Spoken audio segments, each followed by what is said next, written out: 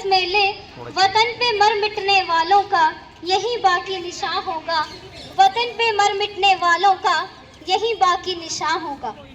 ਅੱਜ ਦੀ ਇਹ ਸਵੇਰ ਦੀ ਸਭਾ ਕੁਝ ਖਾਸ ਹੈ ਕਿਉਂਕਿ ਇਹ ਸ਼ਹੀਦ ਆਜ਼ਮ ਸ਼ਹੀਦ ਭਗਤ ਸਿੰਘ, ਸ਼ਹੀਦ ਸੁਖਦੇਵ ਅਤੇ ਸ਼ਹੀਦ ਰਾਜਗੁਰੂ ਦੇ ਸ਼ਹੀਦੀ ਦਿਹਾੜੇ ਨੂੰ ਸਮਰਪਿਤ ਹੈ। Malwa central college of education for woman ਦੇ NSS ਯੂਨਿਟ ਵੱਲੋਂ ਆਯੋਜਿਤ ਇਸ ਸ਼ਰਧਾਂਜਲੀ ਸਮਾਰੋਹ ਦੀ ਸ਼ੁਰੂਆਤ ਅਸੀਂ ਸ਼ਬਦ ਗਾਇਨ ਦੇ ਨਾਲ ਕਰਦੇ ਹਾਂ।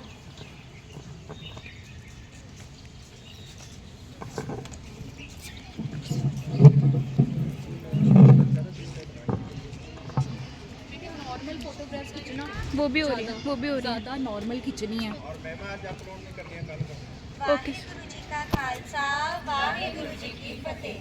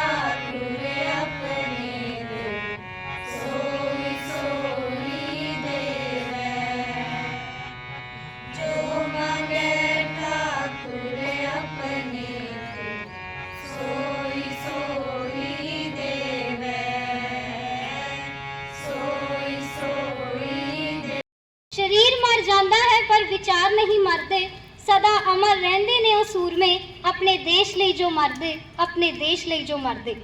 शहीद सरदार भगत सिंह, सुखदेव ਅਤੇ राजगुरु ਅਜਿਹੇ आज़ादी ਘੁਲਾਟੀਏ ਸਨ ਜਿਨ੍ਹਾਂ ਨੇ ਆਪਣੀ ਜਾਨ ਦੀ ਪਰਵਾਹ ਨਾ ਕੀਤੇ ਬਗੈਰ 23 ਮਾਰਚ 1931 ਈਸਵੀ ਨੂੰ ਫਾਂਸੀ ਦੇ ਰੱਸਿਆਂ ਨੂੰ ਚੁੰਮ ਲਿਆ। ਉਹ ਵੀ ਸਾਡੇ ਵਾਂਗ ਇੱਕ ਆਮ ਹੀ ਨੌਜਵਾਨ ਸਨ, ਪਰ ਕਹਿੰਦੇ ਹਨ ਜਦੋਂ ਕਿਸੇ ਚੀਜ਼ ਦੀ ਅੱਤ ਹੋ ਜਾਵੇ ਤਾਂ ਸਬਰ ਦਾ ਬੰਨ ਟੁੱਟਣਾ ਲਾਜ਼ਮੀ ਹੈ। ਅੰਗਰੇਜ਼ਾਂ ਦੇ ਅਤਿਆਚਾਰਾਂ ਅਤੇ ਗੁਲਾਮੀ ਨੇ ਇਹਨਾਂ ਨੌਜਵਾਨਾਂ ਨੂੰ ਕ੍ਰਾਂਤੀਕਾਰੀ ਬਣਾ ਹੀ ਦਿੱਤਾ। ਹੁਣ ਅਦਿਤੀ ਸ਼ਰਮਾ ਬੀਐਡ ਸਮੈਸਟਰ 4 ਦੀ ਵਿਦਿਆਰਥਣ ਤੁਹਾਨੂੰ ਸ਼ਹੀਦ ਸਰਦਾਰ ਭਗਤ ਸਿੰਘ ਜੀ ਦੇ ਬਾਰੇ ਜਾਣਕਾਰੀ ਦੇਵੇਗੀ।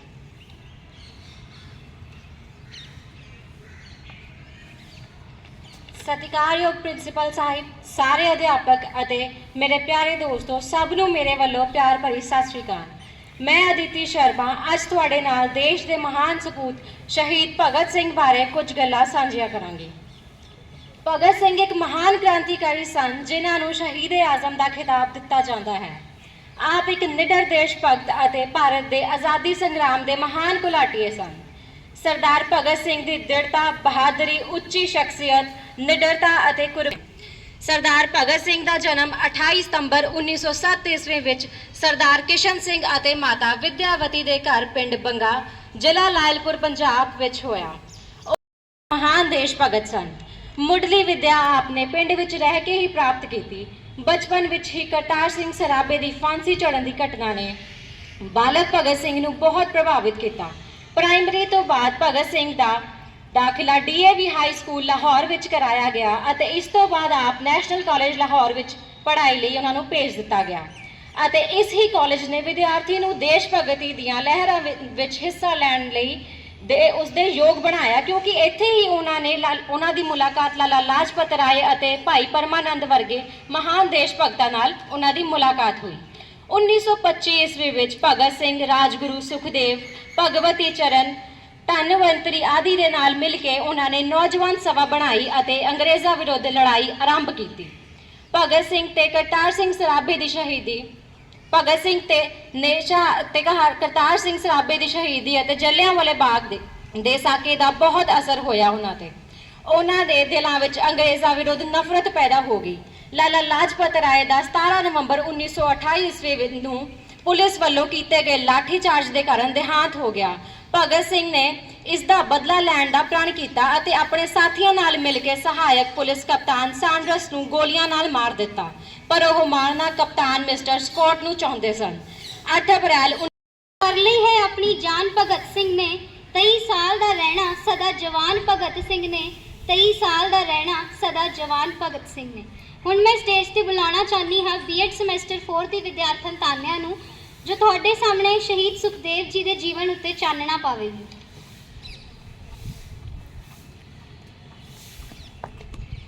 इतनी सी बात हवाओं को बताए रखना, रोशनी होगी चिरागों को जलाए रखना। लहू देकर की है जिसकी हिफाजत हमने, ऐसे तिरंगे को हमेशा अपने दिल में बसाए रखना। देश के शहीदों को शत शत नमन। मैं तान्या बीएड सेम 4 की छात्रा आज आप सबके सामने शहीद सुखदेव जी के ऊपर अपने विचार प्रस्तुत करने जा रही हूँ। सुखदेव जी का पूरा नाम सुखदेव थापड़ था। उनका जन्म 15 मई 1907 पंजाब के शहर लुधियाना में हिंदू खत्री परिवार में हुआ था। उनके पिताजी का नाम श्री रामलाल थापड़ और माताजी का नाम श्रीमती रली देवी था। उनके पिताजी का स्वर्गवास उनके जन्म के 3 माह के पूर्व हो गया था, जिस कारण इनके ताऊ अचिंतन राम ने इनका पालन पोषण करने में इनकी माता को पूर्ण सहयोग किया। सुखदेव जी की ताई जी ने भी इन्हें पुत्र की तरह पाला। सुखदेव बचपन से ही आज़ादी का सपना पाले हुए थे। यह लाहौर नेशनल कांग्रेस के छात्र थे। Sukhdev Thapar Hindustan socialist republican association के सदस्य थे और उन्होंने पंजाब के उत्तर भारत और अन्य क्षेत्रों में क्रांतिकारी समूह को संगठित किया। उन्होंने अन्य प्रसिद्ध क्रांतिकारियों के साथ लाहौर में नौजवान भारत सभा की शुरुआत की। सुखदेव ने खुद कई क्रांतिकारी गतिविधियां जैसे वर्ष 1929 में जेल की भूख हड़ताल में सक्रिय भूमिका निभाई थी। सुखदेव भगत सिंह और राजगुरु साथी थे, जिन्होंने मिलकर 1928 में पुलिस उप अधीक्षक जेपी सॉन्डर्स की हत्या की थी। इस प्रकार के षड्यंत्र को बनाकर पुलिस को मारने का कारण वरिष्ठ नेता लाला लाजपत राय की मौत का बदला था। 8 अप्रैल 1929 नई दिल्ली की सेंट्रल असेंबली में बम विस्फोट के कारण सुखदेव और उनके साथियों को गिरफ्तार कर लिया गया और उन्हें इस अपराध का दोषी ठहराया गया तथा फैसले के रूप में इन्हें मौत की सज़ा सुनाई गई। 23 मार्च 1931 को 3 बहादुर क्रांतिकारी भगत सिंह, सुखदेव, राजगुरु को फांसी की सजा दी गई, जबकि उनके शरीर को सतलुज नदी के किनारे गुप्त रूप से अंतिम संस्कार कर दिया गया। सुखदेव थापड़ सिर्फ 24 वर्ष के थे जब वे अपने देश के लिए शहीद हो गए थे।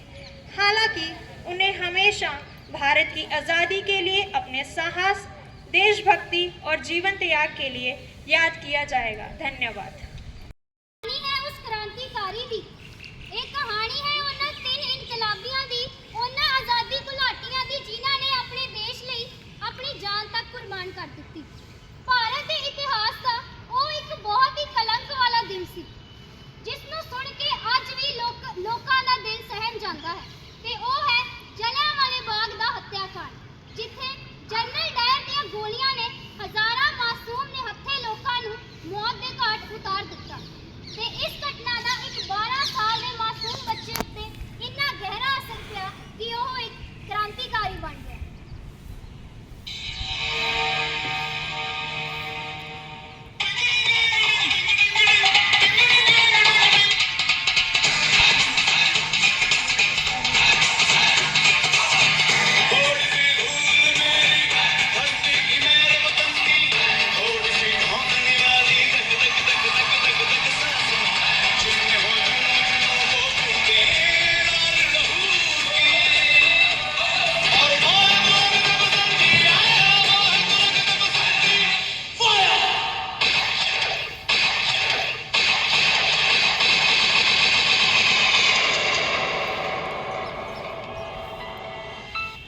ਸਨ 1923 ਵਿੱਚ ਭਗਤ ਸਿੰਘ ਨੇ ਲਾਹੌਰ ਦਾ ਪ੍ਰਸਿੱਧ ਨੈਸ਼ਨਲ ਕਾਲਜ ਜੁਆਇਨ ਕੀਤਾ ਅਤੇ ਕ੍ਰਾਂਤੀ ਦੀ ਅੱਗ ਨੂੰ ਨੌਜਵਾਨਾਂ ਦੇ ਵਿੱਚ ਫੈਲਾਉਣ ਲਈ ਉਸਨੇ ਡਰਾਮੈਟਿਕ ਸੁਸਾਇਟੀ ਦਾ ਸਹਾਰਾ ਲਿਆ।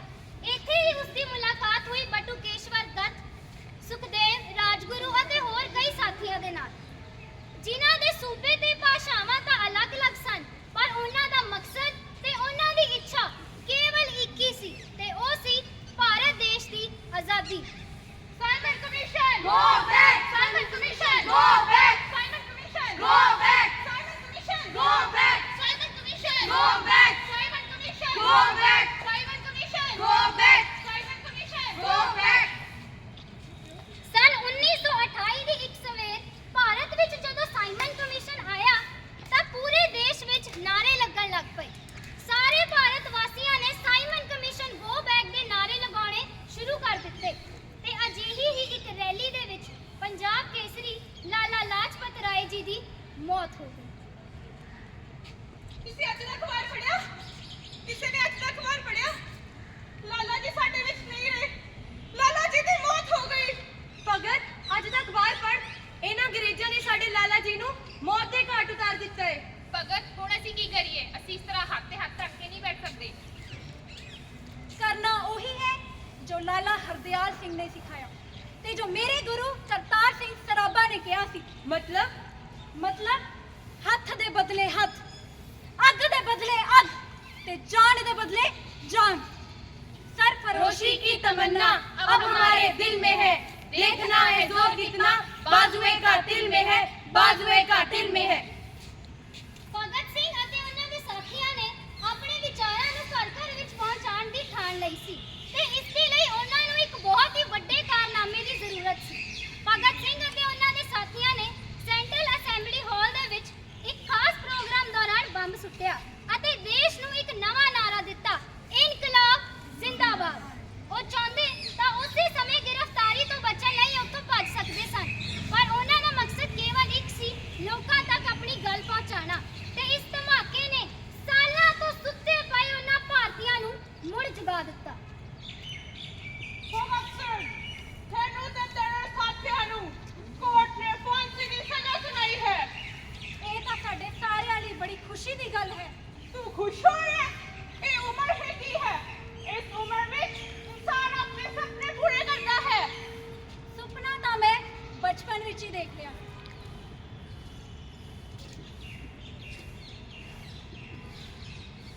ਇਹ ਦੇਖ ਰਹੇ हैं ਮਿੱਟੀ?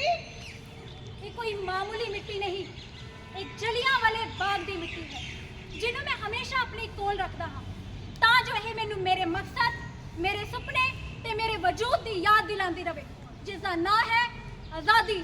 ਤੁਹਾਨੂੰ ਕੀ ਲੱਗਦਾ ਹੈ ਤੁਹਾਡੀ ਇਸ ਫਾਂਸੀ ਨਾਲ ਦੇਸ਼ ਨੂੰ ਆਜ਼ਾਦੀ ਮਿਲ ਜਾਵੇਗੀ? ਬਿਲਕੁਲ। ਜਦੋਂ ਬੱਗੇ ਖੂਨ ਸ਼ਹੀਦਾਂ ਦਾ ਅਸੀਂ ਤਕਦੀਰਾਂ ਪਲਟਣੀਆਂ ਵੇਖੀਆਂ ਨੇ। ਸਾਨੂੰ ਪੂਰਾ ਯਕੀਨ ਹੈ ਕਿ ਸਾਡੀ ਕੁਰਬਾਨੀ ਜਾਇਆ ਨਹੀਂ ਜਾਵੇਗੀ। ਭਗਤ ਸਿੰਘ, ਤੂੰ ਇੱਕ ਚੰਗਾ ਬੰਦਾ ਹੈ। ਤੁਸੀਂ ਸਾਡੀ ਸਰਕਾਰ ਨੂੰ ਮਾਫੀਨਾਮਾ ਲਿਖ ਦਿਓ। ਮੈਂ ਪੂਰੀ ਕੋਸ਼ਿਸ਼ ਕਰਾਂਗਾ ਤੁਹਾਨੂੰ ਫਾਂਸੀ ਦੀ ਸਜ਼ਾ ਨਾ ਮਿਲੇ। ਬਿਲਕੁਲ ਨਹੀਂ। ਜਦੋਂ ਮੈਂ 3 ਸਾਲ ਦਾ ਸੀ ਉਦੋਂ ਮੇਰੇ ਚਾਚਾ ਸਵਰਨ ਸਿੰਘ ਸ਼ਹੀਦ ਹੋਏ ਸੀ, ਤੇ ਜਦੋਂ ਮੇਰੇ ਗੁਰੂ ਕਰਤਾਰ ਸਿੰਘ ਸਰਾਭਾ ਨੇ ਆਪਣੀ ਜਾਨ ਦੀ ਕੁਰਬਾਨੀ ਦਿੱਤੀ ਉਦੋਂ ਮੈਂ ਬਸ 8 ਸਾਲ ਦਾ ਸੀ। ਤੈਨੂੰ ਕੀ ਲੱਗਦਾ ਹੈ ਉਹ ਜਿਹਦਾ ਬਚਪਨ ਹੀ ਕੁਰਬਾਨੀਆਂ ਵਿੱਚ ਬੀਤਿਆ ਹੋਵੇ ਉਹ ਤੇਰੀ ਸਰਕਾਰ ਨੂੰ ਮਾਫੀਨਾਮਾ ਭੇਜੇਗਾ? ਬਿਲਕੁਲ ਨਹੀਂ। ਅਸੀਂ ਬਹੁਤ ਸਾਰੇ ਭਾਰਤੀਆਂ ਦੀ ਜ਼ਿੰਦਗੀ ਸਵਾਰ ਚੁੱਕੇ ਹਾਂ।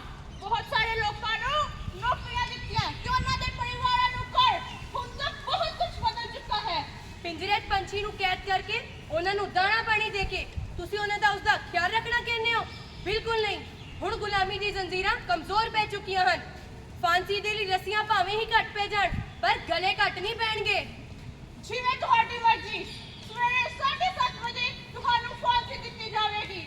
ਜੇ ਅੱਜ ਰਾਤ ਤੱਕ ਤੁਹਾਡਾ ਇਰਾਦਾ ਬਦਲ ਜਾਵੇ ਤਾਂ ਦੱਸ ਦੇਣਾ, ਮੈਂ ਖੁਦ ਤੁਹਾਡੀ ਅਰਜ਼ੀ ਲਗਾਵਾਂਗਾ। 23 ਮਾਰਚ 1931 ਦਾ ਉਹ ਦਿਨ ਜਿਸ ਦਿਨ ਸ਼ਹੀਦ ਭਗਤ ਸਿੰਘ, ਸੁਖਦੇਵ ਅਤੇ ਰਾਜਗੁਰੂ ਨੂੰ ਫਾਂਸੀ ਦੀ ਸਜ਼ਾ ਦਿੱਤੀ ਗਈ।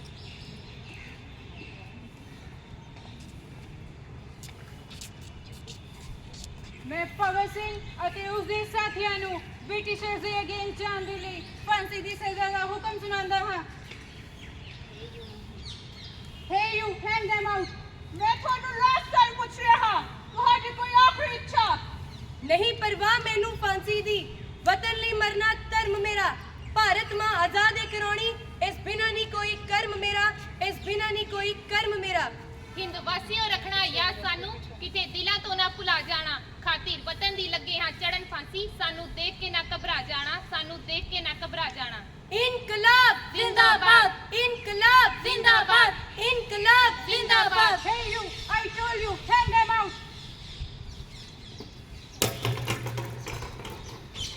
मेरे वतन के लोगों, जरा आँख में भर लो पानी, जो शहीद हुए हैं उनकी जरा याद करो कुर्बानी।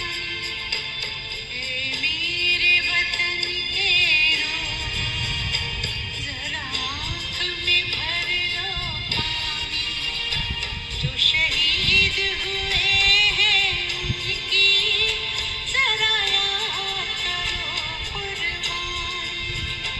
तुम भूल न जाओगे, सुनो ये कहानी, जो शहीद हुए हैं उनकी जरा।